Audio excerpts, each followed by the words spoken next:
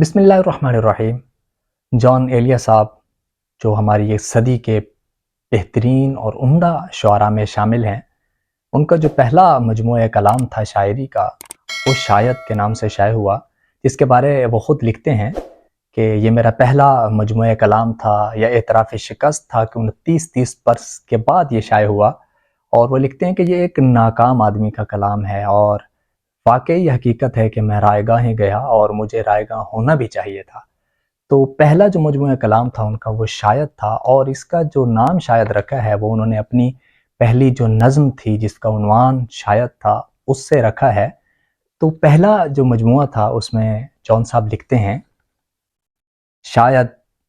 میں شاید تم کو یکسر بھولنے والا ہوں، میں شاید تم کو یکسر بھولنے والا ہوں، شاید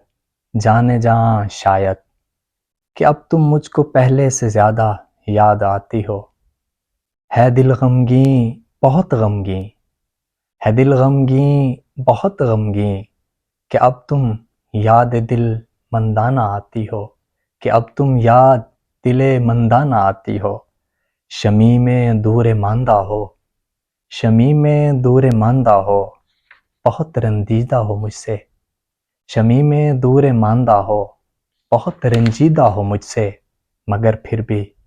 مشام جام میرے آشتی مندانہ آتی ہو،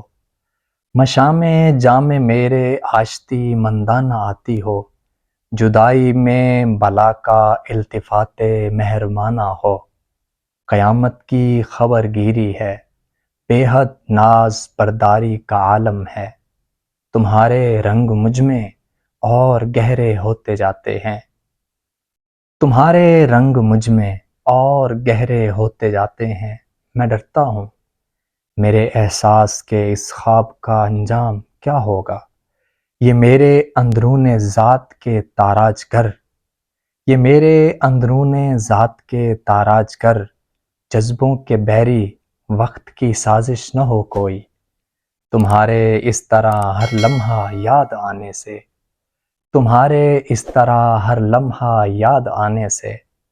دل سہما ہوا سا ہے، تو پھر تم کم ہی یاد آؤ، متائے دل متائے جاں، تو پھر تم کم ہی یاد آؤ، بہت کچھ بہہ گیا ہے سیل ماہ و سال میں اب تک، بہت کچھ بہہ گیا ہے سیل ماہ و سال میں اب تک،